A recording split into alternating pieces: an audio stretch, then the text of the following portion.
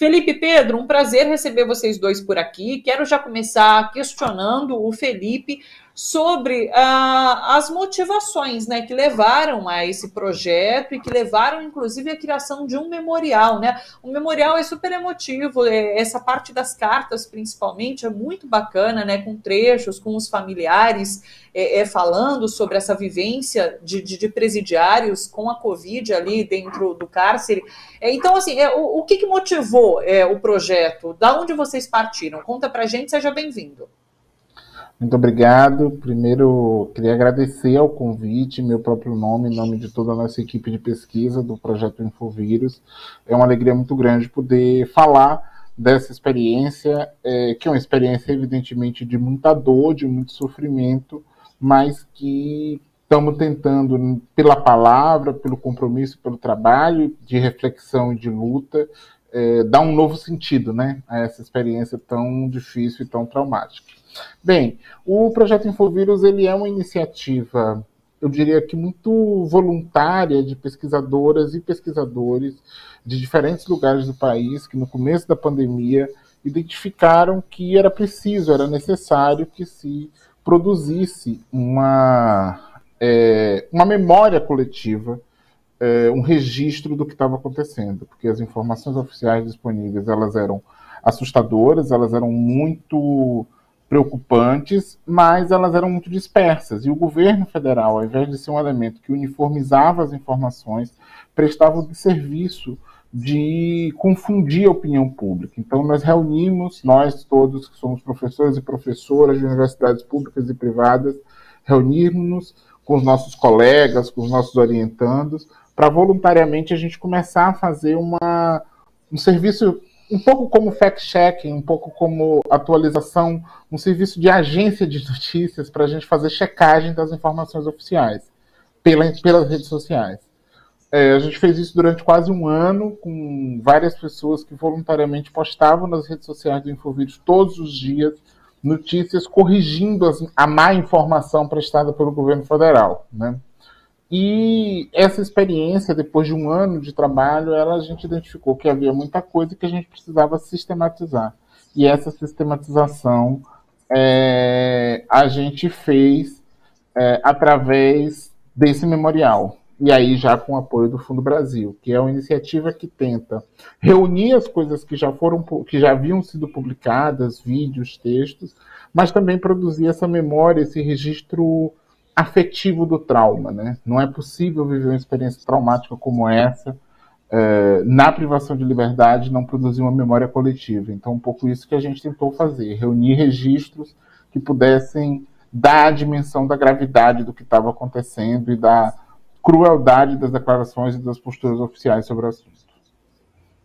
Eu queria que você falasse um pouquinho sobre essa realidade de fato, porque a gente acompanhava agora um pouquinho do projeto, né, do site ali, e a gente via até a imagem de Sérgio Moro, que era ministro da Justiça na época, né, foi questionado sobre como a pandemia seria encarada ali no cárcere, de fato, e ele era sempre muito vago, né? Não havia um plano específico para cuidar de presidiários em relação à Covid e à pandemia. Eu lembro que teve uma notícia absurda nesse meio tempo, que foi aquela de isolar presidiários em containers, né? Que isso acabou não rolando.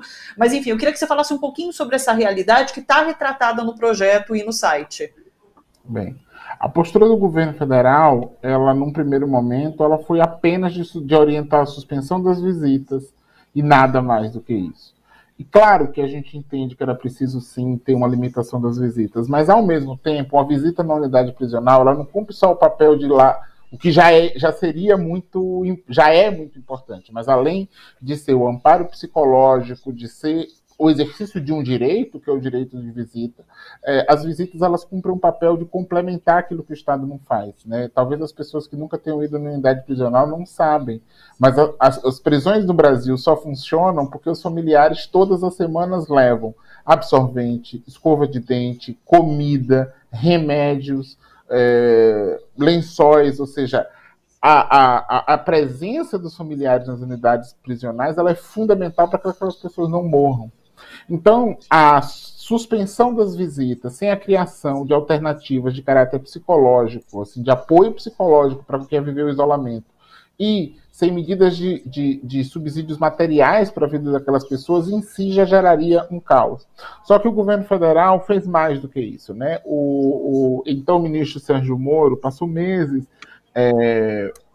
dizendo em todos os lugares o seguinte, que não havia crise, que estava tudo sob controle e que era possível que dentro das unidades prisionais houvesse menos casos proporcionalmente de contaminações do que fora das unidades. E isso teve um papel muito danoso, porque isso atrasou a adoção das medidas efetivas que deveriam ser adotadas. E quais são essas medidas? As medidas a serem adotadas dentro das unidades era soltar as pessoas que pudessem ser soltas, tantas quantas pudessem ser soltas. Essa era a única medida efetiva para se enfrentar o problema. E o Ministério da Justiça retardou ao máximo e limitou ao máximo essas iniciativas. Elas só passaram a ser adotadas de maneira mais consistente quando o Conselho Nacional de Justiça, numa recomendação e com a sua atuação de fiscalização, passou a orientar mais fortemente os juízes e juízas para que pudessem fazer reavaliação dos presos provisórios,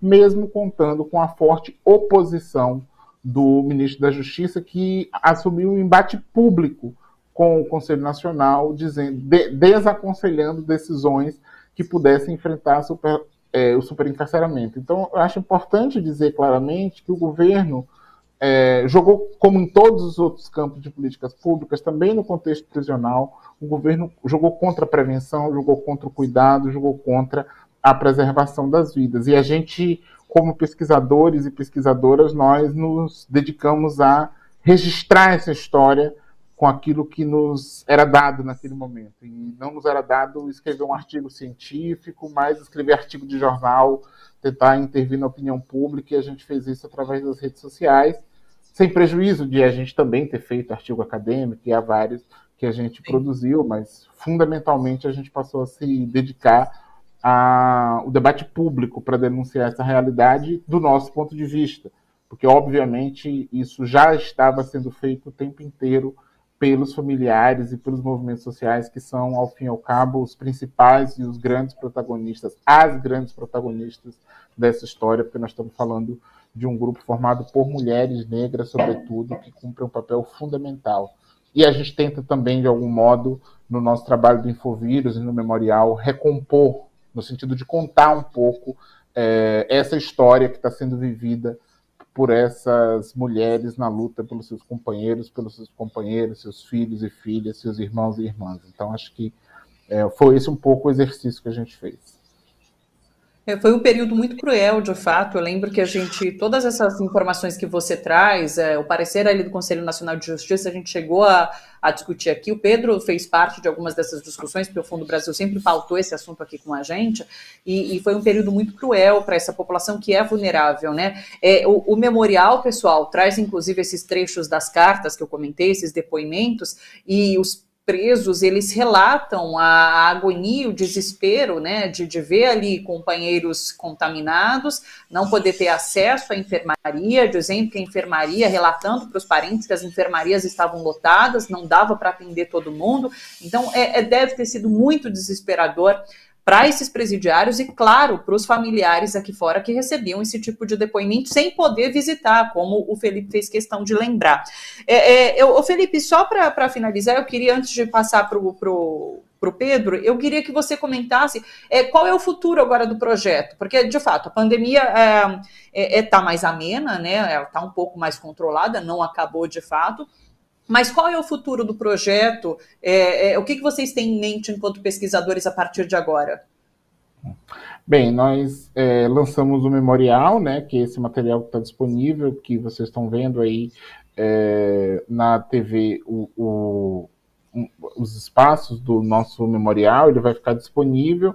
A gente vai seguir alimentando esse memorial com novas contribuições que eventualmente cheguem através de quem queira contribuir, contar sua história, fazer seu relato. Então lá no site vocês vão encontrar um espaço onde é possível que quem queira possa relatar sua experiência de contato com alguém privado de liberdade nesse período, aos movimentos que queiram relatar a sua experiência de luta. Então, o memorial ele é um memorial que segue aberto para novas contribuições. Essa é uma primeira coisa.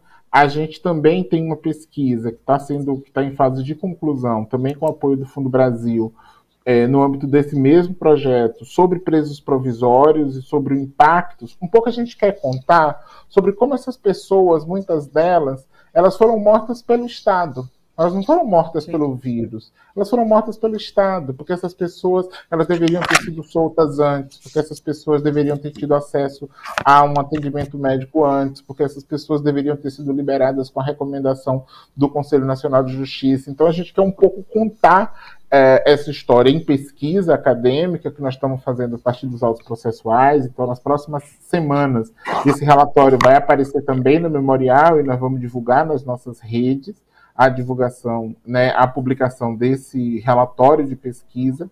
E, além disso, nós também estamos fazendo uma série de reuniões com familiares, organizações de familiares de pessoas privadas de liberdade, para registrar um pouco também, a partir da perspectiva dessas pessoas e dessas organizações, os grandes desafios em termos de políticas públicas para as pessoas que estão em prisão provisória, para enfrentar o problema das prisões provisórias, do excesso de prisões provisórias no Brasil e dos seus impactos na pandemia. O produto do relato, do registro desses encontros também vai ficar disponível como relatório em alguns vídeos no memorial. Então, esses são os próximos produtos que nós vamos apresentar.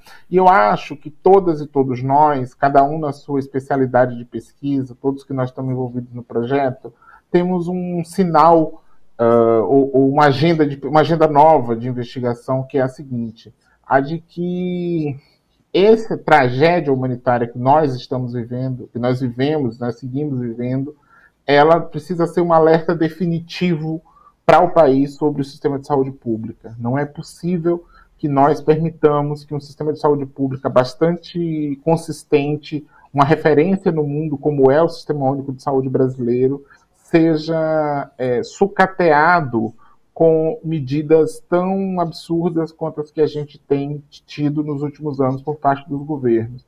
E eu digo em relação ao SUS, porque no âmbito do Sistema Único de Saúde, uma das dimensões dele, uma das políticas que o SUS deveria executar é a política nacional que diz respeito à saúde nas prisões. É uma dimensão muito importante, é um documento muito bem elaborado por especialistas, que aponta um pouco como a própria condição de privação de liberdade, mesmo que nas condições mais adequadas possíveis, ela em si já gera um risco de agravos à saúde. Nas condições absolutamente adversas que se vive no Brasil, com superlotação, com um quadro quase endêmico de doenças doenças que já foram erradicadas fora das prisões, nas prisões elas permanecem com um caráter epidêmico que nos preocupa a todos. Então, acho que a pandemia precisa, assim, o pós-pandemia precisa lançar o nosso olhar para o tema da saúde nas prisões. Isso é um tema muito importante. Essas pessoas estão morrendo. Existem pessoas morrendo nas prisões sob custódia de Estado por doenças preveníveis e evitáveis, doenças que já não existem mais fora das prisões e que persistem nas prisões por conta de total negligência estatal. Então, eu acho que essa é uma agenda importante no processo de reconstrução e um alerta importante, né? Nós precisamos reestruturar o Programa Nacional de Imunização. Nós precisamos ter mais atenção para a imunização no sistema prisional. Nós precisamos ter um programa de atenção básica. Nós precisamos entender que a atenção básica precisa chegar nas unidades prisionais. Ou seja, acho que esse é a grande mensagem, o grande desafio de investigação que está colocado para nós, além da nossa agenda como pesquisadores do sistema de justiça criminal sobre prisões provisórias e sobre o tema que nos colocou nessa agenda. Eu acho importantíssimo esse alerta que você traz para cá, inclusive porque esse tipo de política pública tem que ser discutida num momento como esse, inclusive de eleições que a gente está passando, né? Porque é isso, a gente tem oportunidades de aprofundar a discussão sobre o que a gente quer em relação a sistema carcerário e a justiça criminal nesse momento, e está aí o caminho que o Felipe coloca. Pedro, quero te ouvir também em relação à atuação do Fundo Brasil. Eu sei que o Fundo Brasil tem essa linha de trabalho que é específica, que é voltada para a justiça criminal, e eu queria saber como um projeto como esse, do Infovírus, agora que o Felipe traz para a gente, contribui para esse combate ao encarceramento em massa aqui no Brasil. Conta para a gente, seja bem-vindo. Oi, Thalita. Oi, Felipe. É um prazer estar aqui com vocês, é um prazer voltar para o espaço. É difícil falar depois do Felipe, né? Esse tipo de trabalho é absolutamente essencial. Acho que a pandemia marcou e afetou todos os campos da vida social. E o que aconteceu dentro das prisões, né, acho que o mercado, a cultura, a educação, todos tiveram suas dinâmicas profundamente alteradas. E acho que o Felipe traz com de forma muito explícita a forma como o sistema prisional, justiça criminal sobretudo, se negou a mudar as suas próprias dinâmicas, continuou só valorizando a punição e a manutenção das pessoas presas, em detrimento de tudo que estava acontecendo no mundo, né, com as pessoas sob risco de vida, de fato, nos momentos mais graves da pandemia. Acho que esse sentimento foi compartilhado por toda a população brasileira, né? Nós podemos morrer a qualquer momento, a gente não sabe que vírus é esse. E, de certa forma, o que se reforçou nesse processo é essa lógica absolutamente autoritária do sistema de justiça criminal, das prisões, de que só a vingança, né, sobre aqueles presos é o que interessa. Então, Felipe disse bem, você disse bem, tiveram várias iniciativas e várias medidas que previam, que poderiam lidar de uma maneira um pouco melhor. Entre elas, e a principal, era de fato soltar pessoas, grande parte dela sequer julgada pelos seus próprios crimes, né, os presos provisórios, submetidos a condições atrozes, né, e de fato com muito risco. Então, acho que escancarar isso e ajudar a comunicar isso para um grupo mais amplo da população brasileira é um grande efeito. E esse tipo de iniciativa memorialística é absolutamente fundamental para a gente lidar com os danos e violações causadas, para poder pensar na superação delas no futuro, né? Quando o Felipe fala de trauma, a gente aprendeu muito com as lutas contra o autoritarismo na ditadura, que com trauma você não esquece, né? Trauma você precisa lidar muito com ele, senão eles estão fadados a se reproduzir. Então a gente precisa, sim, desse tipo de memorial que tem sido feito, né, pelo Infovírus, mas que tem sido feito em longo prazo pelos familiares, pelas pessoas que visitam e monitoram prisão, por essa tentativa de abrir um pouco mais as prisões, para que, quem sabe, a gente consiga um dia superar essa condição essa condição perversa e atroz às quais os presos brasileiros são submetidos.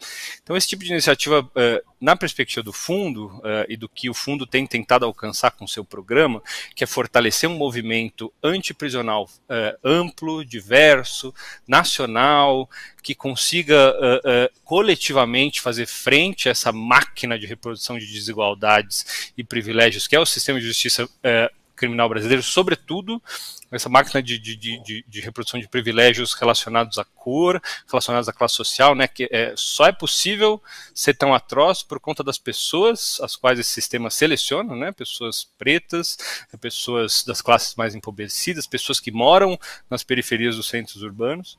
Então, de certa forma, o fortalecimento desse movimento, ou melhor, esse movimento pode se beneficiar muito desse tipo de iniciativa que traz para dentro da ideia de luta contra o encarceramento em massa a necessidade de memória, verdade e reparação futura, né? Acho que essa é uma discussão muito mais ampla, mas é uma iniciativa para o Fundo Brasil completamente central e necessária.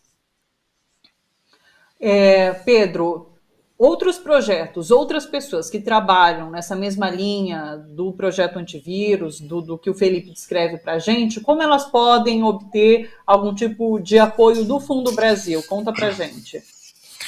O Fundo Brasil é uma fundação cuja missão é fortalecer as lutas em defesa dos direitos humanos a partir da mobilização de recursos. Inclusive, né, a gente tem estratégias de captação de recursos diversas. Quem se interessar pode entrar no site do fundo, tem formas de se envolver, inclusive de várias maneiras, doando dinheiro, entre outras, e também é possível doar direto para organizações como Infovírus, como todas as organizações do campo. Convido as pessoas interessadas a darem uma olhada nisso. Mas o fundo capta recursos e tenta disponibilizá-los sistematicamente para os campos, né? No caso de justiça criminal, ou vários outros programas que a gente tem aqui relacionados a vários outros campos dos direitos humanos, a gente costuma lançar editais com frequência, editais abertos, a participação inclusive de atores e atrizes no campo que estão surgindo agora. Enfim, a tentativa desses editais é de fato distribuir melhor possível os recursos. Esses editais são super divulgados nas nossas páginas, nas nossas redes sociais. Quem estiver trabalhando nesse campo e estiver interessado, basta acompanhar a gente, que vai ficar sabendo dessas iniciativas. Elas acontecem com uma certa periodicidade, não é uma periodicidade definida, senão eu colocava aqui, mas certamente muito em breve a gente vai ter um outro edital relacionado à prisão provisória, combate à tortura, que é uma parte da nossa conversa aqui. Então a gente convida todo mundo a nos seguir nas redes sociais e ficar de olho nas nossas páginas, ficar de olho na plataforma Brasil de Direitos, ficar de olho nas nossas campanhas de captação de recursos, que por aí vocês saberão quando tem novas oportunidades abertas. O site está aparecendo aqui, fundobrasil.org.br, tá bom, pessoal? O QR Code também para vocês acessarem, inclusive se quiserem doar para o Fundo Brasil, para que o Fundo Brasil possa fazer os editais e auxiliar esses projetos e os programas, né, e as pessoas, as iniciativas que auxilia. Então tá tudo aqui para vocês. Deixa eu trazer também os sites do projeto Infovírus. Olha, o projeto está no covidnasprisões.com/infovírus, covidnasprisões.com/infovírus. Esse é o site do projeto Infovírus, tá bom, pessoal? E o memorial tá no memorialcovidprisões.ufsc.br. E você também pode acessar, então. O memorial tem esse papel importante de sensibilizar, porque os depoimentos são muito interessantes e é bem bacana acompanhar tudo isso. Agradeço muito, Felipe e Pedro, muito obrigada pela presença de vocês dois aqui, e foi uma honra, porque a fala de vocês é importantíssima e é muito bacana poder ter a oportunidade de ouvi-los aqui, viu? Muito obrigada pelas participações e até uma próxima. A gente agradece, a honra é toda do Fundo Brasil. Obrigado, Thales, obrigado, Felipe. Obrigado demais, uma honra estar aqui com vocês, e só dizer que esse projeto, no caso do nosso site, está junto com o projeto Covid nas Prisões, é o mesmo site, que é um projeto ainda mais amplo também, que conta com o apoio do Fundo Brasil, liderado pelo ISER, que é uma organização do Rio de Janeiro, que discute, além dos temas de religião, os temas de justiça criminal. Grande abraço. Dá para fuçar bastante ali nos sites, viu, pessoal? Beijo para vocês. Obrigada, pessoal. Felipe, Pedro. Tchau.